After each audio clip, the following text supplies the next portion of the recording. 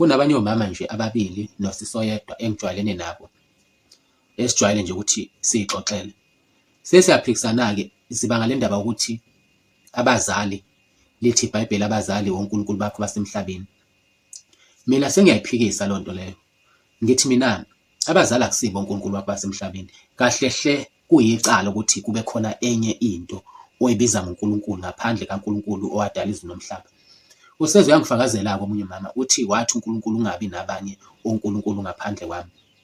Sengithi-ke mina niyazini ukuthi kunamagama nje abantu abahleze bewasho abathi abhaliwe eBhayibhelini esekuze kuyakholekwa kuze kube ngazuthi ngempela into ekhona ngempela, kanti into abantu abayisungulela yona nje. Kunjengokuthi kuthiwe wathi uNkulunkulu sizoyisizayo, kodwa mangase ngempela sihlale nomuntu phansi sithi akavule lelo vesi lelo ngeke ezekwazi ukulithola.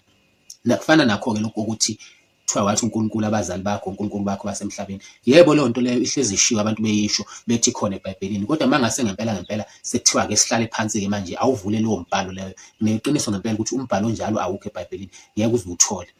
Kuyinto ekhona-ke ukuthi emhlabeni nje kube namagama aziwayo, uthole ukuthi abantu kuhleze kushiwo, abanye beze beshunyayezwe ngalezo zinto lezo kuze kube ngazuthi nje yinto impela eseBhayibhelini, kodwa ngempela uthole ukuthi yinto engekho, into eyasungulwa umuntu othile nje. Yagcina le nto-ke ilokhu ishiwo, abantu belokhu beyisho, abantu begcina beyikholwa leyo nto leyo ngenxa yokuthi bayizwa njalo. Kuye kuthiwa-ke amanga aphindaphindiwe noma nje amanga ashiwo njalo agcine ekholeka lawo manga lawo, ugcine kube ngazuthi iqiniso, kanti hayi ngoba kuyiqiniso kuwukuthi nje amanga ahleze ekhulunywa njalo. Manje indlebe igcina iwajwayela, kugcine sengazuthi into ekhona.